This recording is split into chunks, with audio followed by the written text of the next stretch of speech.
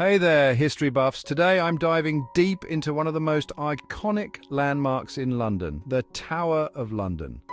This place isn't just a pretty face, it's got layers of history that are both fascinating and, at times, downright chilling. So, what makes the Tower of London so special? Well, first off, the inner wall surrounds the White Tower, which is the heart of the whole complex. Picture this, 13 towers, each with its own story to tell. The Bloody Tower, Beauchamp Tower, and Wakefield Tower are some of the most famous. Can you imagine the tales those walls could tell? Now let's step outside those inner walls.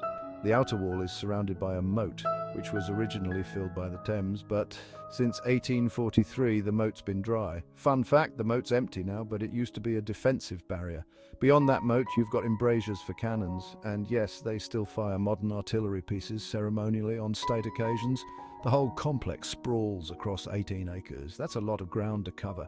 The only land entrance is at the southwest corner coming in from Tower Hill Station, but back in the day when the Thames was the main highway of London, the 13th century Watergate was a big deal. They called it Traitors' Gate because prisoners were brought through it to the Tower, which served as a state prison for a long time. Imagine the dread those prisoners felt as they passed through that gate. Inside the White Tower, you'll find the armories. It's packed with arms and armour from the early Middle Ages to modern times.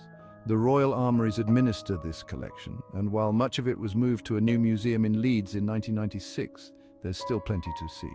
The Tower was a royal residence until the 17th century, and from the 13th century to 1834 it even housed the Royal Menagerie. Yes, they had exotic animals right there in the Tower. During the Middle Ages, it also turned into a prison. Executions took place on Tower Green or just outside the castle on Tower Hill. So, there you have it. The Tower of London is not just a fortress, it's a royal palace, a prison, and a place brimming with history. Next time you're in London, don't just admire it from afar. Take a closer look and let the stories of the Tower whisk you back in time. Thanks for joining me on this historical journey. If you enjoyed this dive into the past, don't forget to like, subscribe, and hit that notification bell. Until next time, keep exploring.